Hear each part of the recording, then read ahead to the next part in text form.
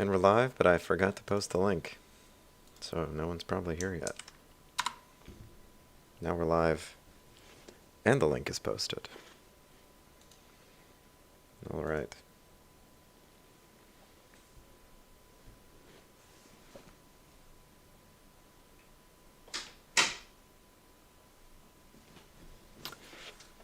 Okay. Think we're all set. Folks coming in. Welcome to the introduction to plain English. Wait, see, I have a big old shot of the National Archives of the Founders of the United States letters in front of me. Why have I chosen these particular folks and their particular writings to demonstrate what is obviously a formal English? Well, back then, if you were rude to somebody, they could challenge you to a duel and murder you. And it'd be perfectly legal. It also just wasn't really something that was commonplace. It was much more expected for you to write formally. Which is interesting because when you were writing a letter, much more of a pain to write formally, especially before the invention of the pen. So first of all, you had to get paper, which was expensive. You had to get ink, which was expensive. You had to sharpen your quill, spend it writing all those extra words and platitudes and different statements. So it's interesting that in the 18th century, they were so very formal. By the end of the 19th century, the Industrial Revolution had made people much less formal. And by the 21st century, we just text, yo. And all of this stuff just seems hilarious by comparison, right? So, first thing I'm going to do is poll in Discord.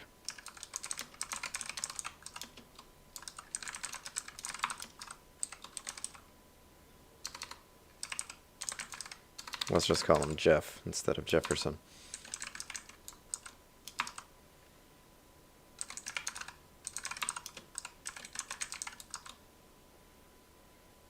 Oh yeah, that's right, there's an Abigail Adams too. Well, we'll just assume that goes for John. Okay, favorite founding father, and I will pick one as the sample. And don't vote for Hamilton because of the musical. Pathetic guys. Gotta pick him on his own merits. Jeff is Thomas Jefferson for the poll. Alright, Washington seems to be the clear winner. Come on. Easy option. Okay, and the runner-up seems to be... let's get a couple more people voting. You can vote for a runner-up too if you want. I'm going to vote with Washington as the sender and the runner-up as the recipient. So let's try to get a little more votes for the runner-up so we can have a tiebreaker. Don't feel bad if you have to vote for Hamilton, if you prefer Hamilton. Just don't vote for Hamilton because of the musical.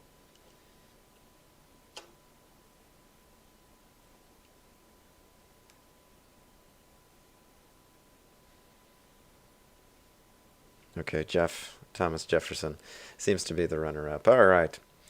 So now I'm going to pick one of these that seems reasonably long and on a reasonably interesting topic. So most of these are just them, because again, formal culture, acknowledging the receipt of different letters, taking their little legal disputes to whatever court it happens to be, all kinds of funny and silly things. They obviously were also people that had a lot of petty conversations in addition to big ones. So try to find something that's not silly.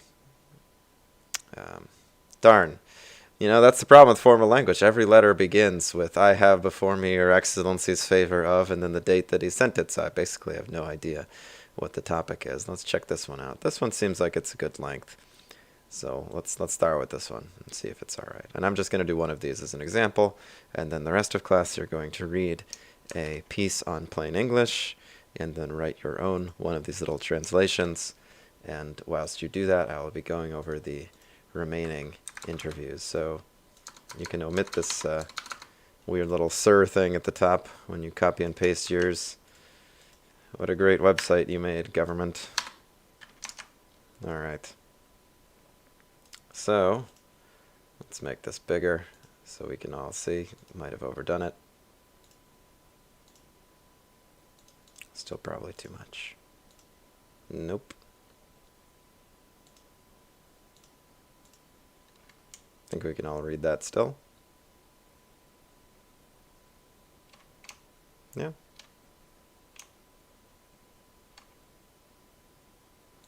Alright, let's see what else I can do here. How do I put these side by side? Da, da, da. Easiest to just open a new one.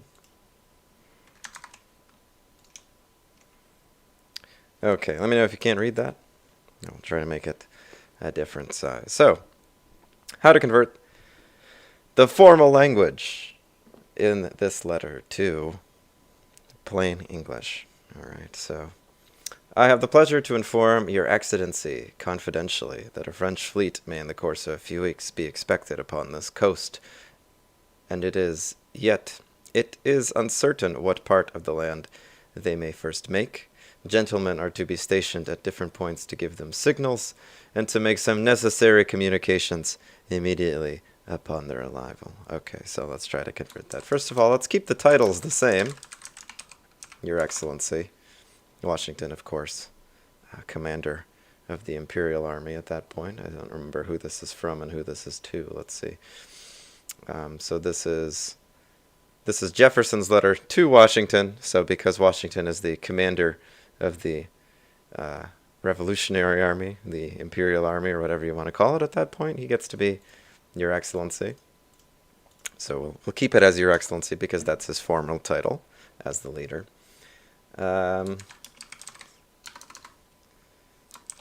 The French fleet is due on the coast soon. He doesn't give a time frame here, does he? He just says in a few weeks. Let's keep his time frame as due on the coast in a few weeks. We don't know where exactly it will land. I think that's a fair summary of how he phrased it.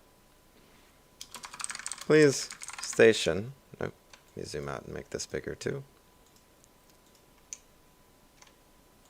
Please station. Station's not a very complicated word. It's fine. It's also a military word there, so it works there. Please station some men at different points along the coast to signal them. And then there's another piece of information that was sort of lost here. He says that confidentially inform. So we could start with something like, this letter is confidential. That's definitely as plain as you can get it. This letter is confidential. A French fleet is due, or we could just say, in the body of the text, something relating to that this information is confidential. We could put it at the end of the letter even. But it's actually kind of obvious from context. We don't even really need to say it. I'm sure George Washington didn't go around telling everybody that they were about to get help from the French. Please station some men at different points along the coast to signal them and establish communications when they arrive. Okay. Continues. Major Galvin, who will have the honor of delivering this to Your Excellency, is appointed to go down to Cape Henry for the purposes above mentioned, and as he will have occasion to keep 1 or 2 boats in constant readiness to go off upon the appearance of the fleet, I shall be much obliged by your giving an order to the person who has superintendence of the public vessels and craft in Virginia to supply him with the necessary number. It continues, that's the end of that sentence, but okay, so how should we put this? Something about Major Galvin will have the honor of delivering this to Your Excellency. He is the person carrying the letter, right? Major Galvin, who is carrying this letter, he's the person that's delivering it, right? Is appointed to go down to Cape Henry. Okay. That's pretty much plain already. Has been appointed to, and then how do we say go down to Cape Henry in normal words? Do people say go down to Cape Henry anymore? You can answer in either chat. How do we say go down to Cape Henry in normal words? Don't really say go down to Cape Henry. Has been appointed to... I'll leave that blank for now until I get a response. To Cape Henry. Been appointed to... Now here, I would reorder. I would say French fleet is due on the coast near Cape Henry in a few weeks. And that makes it much simpler. Nice to lead with that. Has been appointed to... Has been appointed to... Command... Go to Cape Henry. Okay. Good one. Has been appointed to go to Cape Henry. Yes, we don't say go down to. We just say go to. Or ride. Someone said ride. Well, you're assuming they could spare the major a horse. No, he probably did ride, but we'll just say go. We don't know for sure that he got to use a horse. He might have taken a boat. They had boats too. Who is carrying this letter has been appointed to go to Cape Henry to command... Well, it's not really a fleet, is it? It's 1 or 2 boats. To command a small fleet of 1 to 2 boats.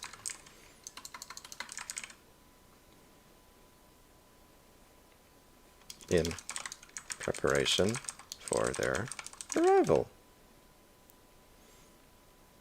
Okay, and he will be in constant readiness to go off upon the appearance of the fleet in preparation for their arrival, is how we would say that today. You know, I say this is formal English, but this is also possibly how they talked. Who knows? Not an expert in 1700s English, but definitely seems formal to us today. I shall be much obliged by your giving an order to the person who has superintendence of the vessels and craft in Virginia to supply him with the necessary number. Please steal 2 boats from somebody in Virginia. Please ask the person in charge of boats in Virginia if you may have some. Or I suppose Washington wouldn't ask. He would say, please ask the person in charge of boats in Virginia to give you some. Because it's not really a request when the Revolutionary Army asks you for a couple boats. Should the public have none of the proper kind in their possession, you will be pleased to recommend Major Galvin the most certain and speedy methods of procuring them. Okay. If they don't have any, please find an alternative method for Major Galvin to secure the boats. 1 or 2 skillful and trusty pilots will also be necessary, that if any of the ships should have occasion to enter the bay, they may not be at a loss. You should also find a skilled pilot. I suppose they called it a pilot back then. Remember, they didn't have planes yet. So pilot comes from nautical. And today we would probably call that a captain or a crew or something. Right. You should also find a skilled pilot. Someone also said commandeer in the chat. That's a good one. Please ask the person in charge of Virginia to give you some. If you don't have any, please find another method to commandeer Major Galvin, to commandeer some boats. That would be a good alternative to secure the boats. You should also find a skilled pilot for the ships in the event. Well, let's be even more plain, in case they have to enter the bay. And they capitalized bay, so we'll keep it capital here as well. Okay, and we continue as such for the rest of it. I won't finish this, but you get the general idea of how to convert this into plain English. There's a nice guide on plain English posted in the assignment today, so follow along with that and try to commit some of those things to your writing, and then go ahead and pick something out of the archives. Now, in terms of the length that I'm expecting. So the page, basically the lines are standard size no matter what resolution your screen is, I think, for my testing. So they just make the margins bigger. Haha, great government webpage. So just count 1, 2, 3, 4, 5, 6, 7, 8, 9, 10. If that's 10, this thing's obviously way longer than 20, so this is fine. So just pick something that's clearly longer than 20 to use as your letter, since this is supposed to take you at least 45 minutes or so when you're done reading the other thing. And convert it into plain English. Are there any questions on approximately what the assignment's going to be today? I'll probably finish this and upload it as an example once I'm done reviewing your resumes. Alright, well, I'm going to close out of the stream and leave you to it. Don't worry about, by the way, like spelling and grammar from the 1700s. They did sometimes drop letters or spell words slightly differently. You can use the modern version of all the different spellings, and at some points you may have to do a little research to figure out what they're talking about, because a turn of phrase might be completely different than what you're used to. So be prepared to do a quick Google or check the editor's notes to see if a phrase has completely changed meanings in the almost 300 years since they wrote it. So just make sure that you understand what's actually being said. So in this case, I think I was pretty much able to understand it, even though it's almost 300-year-old English. I was able to understand it, but that's not always the case, right?